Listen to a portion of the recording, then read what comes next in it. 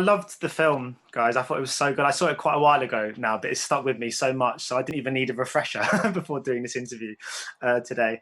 I'm going to begin actually with Theresa and Claire. I was just wondering about where this idea sort of first came from for you, if it was one that had been with you a while. Yeah, we had been working on this film for maybe a few months, and we had tested a few ideas that didn't necessarily quite fit with what we were trying to say, but separately I'd been working on a film that I describe as a love letter to my sister. And when the three of us sat down trying to make the thing work that we had been working on, I sort of just shared with Claire and Sarah while I'd been working on this thing for my sister about sisterhood, about the perseverance of joy and childhood and resilience, about the strength of Black and brown women, and about seeing them, acknowledging them, and honouring them. And it felt very much like what we had created in our room was a sisterhood. It felt very much like what we'd created with the girls at the time was a sisterhood, and it felt like a very safe place to give this story, and a very fertile soil to plant it in and see what would grow. And actually what grew from it was bigger and more loving and more generous than I think I could have encapsulated by myself. So it felt like almost fate. This story was meant to be in the hands of all of these amazing sisters that I had made in the process of making Rocks. And how did you come to be involved, Sarah, in this project? So, well, we were all involved right from the beginning, because we wanted to make a film that was about young people but involved young people. So, and that was a collaboration, and that was kind of baked into the concept. It felt like the richest and most interesting and exciting way to work with a group of young women contributing, that I was going to learn more from them than they would from me, and that I would just sort of be there to create the space for them to do their amazing work that they were sort of stepping forward and doing without me. So it was this sort of desire to work in this collaborative way, to tell the stories of the women we see on our streets, we see in our schools, but we just don't see on our screens. I grew up seeing Tom Cruise in 1980s films, but not seeing women around us in those films. So it was really, really exciting to put these girls at the centre of the film and for them to build it with us. And that was sort of part of the process. And I have to say, I really creatively felt energised by it all. Yeah, I mean, I saw my London in this film because I went to school in Camden and I grew up in Ladbroke Grove. So I went to school in kind of inner city London. And for one of the first times I can even ever recall, I felt like I saw my school and my friendship groups and my life basically in this movie, even though obviously it's about people that aren't like me. But I just felt like I saw my London. How important was it for all of you guys to paint such an authentic portrayal of this city, which we don't actually see that often in, there's none of those sweeping shots of, sort of the Buckingham Palace and stuff like that. It wasn't that kind of movie at all. I just wondered about depicting London in a way that you guys know it to be as well. Yeah. I mean, we all grew up in London. I went to a big state school as well. And it was, even though, I'm white and middle class, I went to a massive state school that I've never seen on screen either. And so I think every single step of this was about it being authentic, from the creation to being on screen. And it was true to the girls to film in the area that we were setting it, and that was familiar to them, and that they grew up around those areas.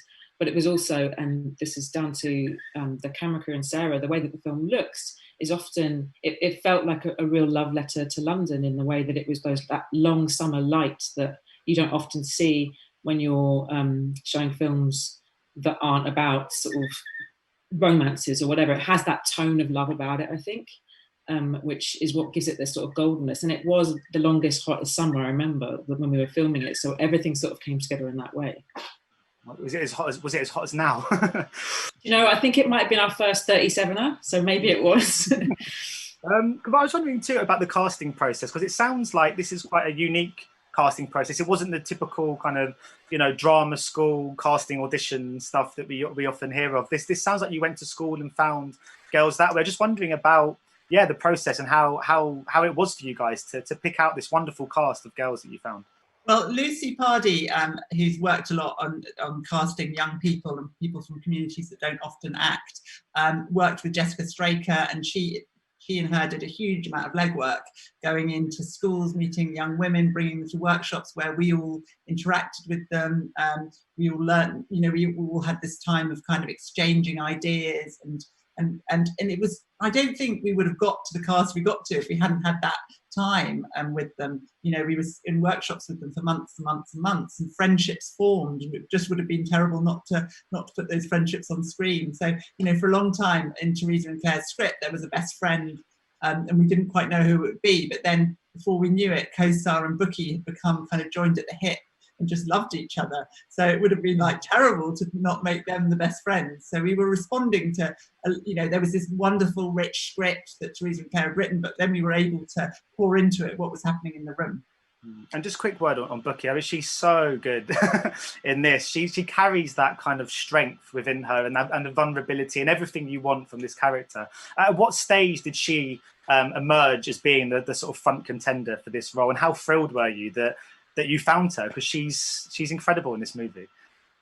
Very early. I think it might have been the third time I met Bukky. I called Claire and was like, yeah, it's her. And we just started before. So Claire and I sort of were on a bit of a covert mission.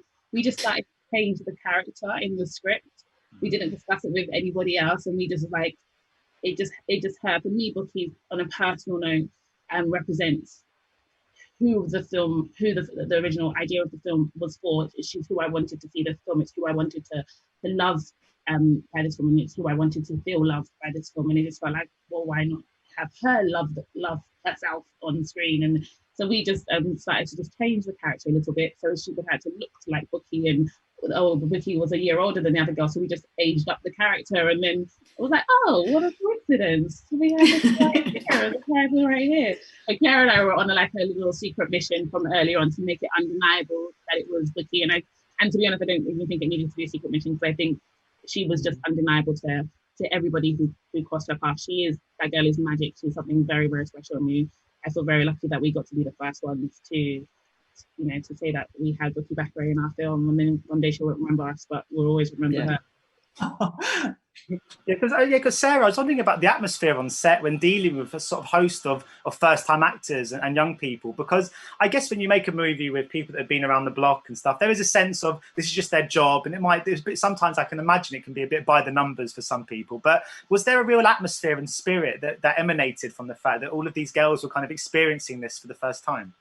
Yeah, I mean, I think generally there was an atmosphere because, Theresa and Claire were there, and Anu Henrique, who's the associate director, was there, and a number of other kind of key collaborators were all there and feeding in ideas all the time, responding to what was happening on camera. We had 2 cameras rolling at all times. We didn't shout action. We allowed the girls to kind of stage themselves within the parameters of the scene. And so there was a lot of sort of technical freedom. And the usual filmmaking structures were sort of taken away so that it felt more familiar and less intimidating and less restrictive.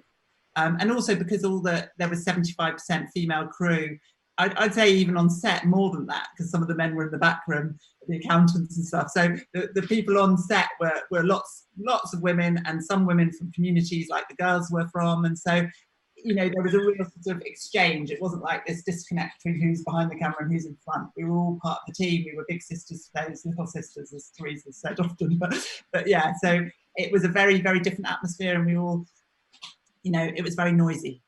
I mean, this film, this is my final question before I go, but this could so easily be that kind of old-fashioned British kitchen sink kind of like fare, where it all feels quite miserable and stuff like that. But this film had this kind of inspiring aspect to it, and it felt quite uplifting despite some of the themes being quite difficult. I was wondering about how important it was to get that across in this movie, to make sure that this film felt it felt like it was quite empowering and quite positive despite some of the themes.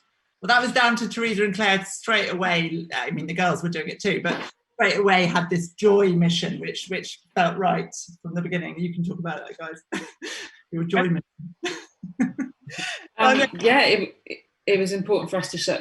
There's a word that we just kept saying between us that was joy. We wanted to have the sadness with the joy the whole time, and to make sure these women were represented in a way that it wasn't just wearing all the sorrow, it's being part of their moments of relief within that. And the best thing is that when people come to see the film, they're crying and laughing. They don't know what to do with themselves. They've got tissues everywhere because they're just like a mess. And that is so amazing that we kind of hiccup them through the emotions. So when they come out the other side, they really feel like they experienced it, which is great.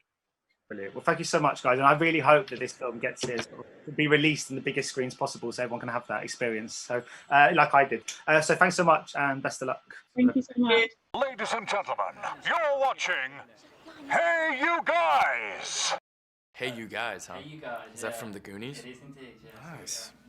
Hey You Guys!